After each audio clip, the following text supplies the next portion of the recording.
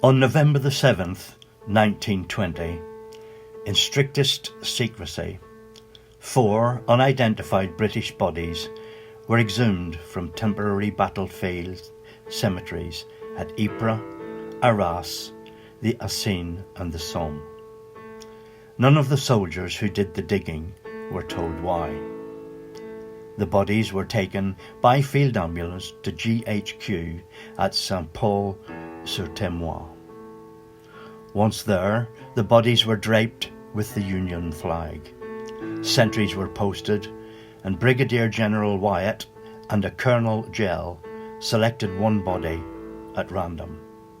The other 3 were reburied. A French honour guard was selected and stood by the coffin of the chosen soldier overnight. On the morning of the 8th of November, a specially designed coffin made of oak from the grounds of Hampton Court arrived, and the unknown warrior was placed inside. On top was placed a crusader's sword and a shield on which was inscribed, "A British warrior who fell in the Great War, 1914-1918, for king and country." On the 9th of November, the unknown warrior was taken by horse-drawn carriage through guards of honour and the sound of tolling bells and bugle calls to the quayside. There he was saluted by Marshal Foch and loaded onto HMS Vernon, bound for Dover. The coffin stood on the deck covered in wreaths, surrounded by a French honour guard. Upon arrival at Dover, the unknown warrior was met with a 19-gun salute, something that was normally only reserved for field marshals. A special train had been arranged, and he was then conveyed to Victoria Station. He remained there overnight, and on the morning of the 11th of November, he was finally taken to Westminster Abbey. The idea of the unknown warrior was thought of by a padre called David Railton, who had served on the front line during the Great War.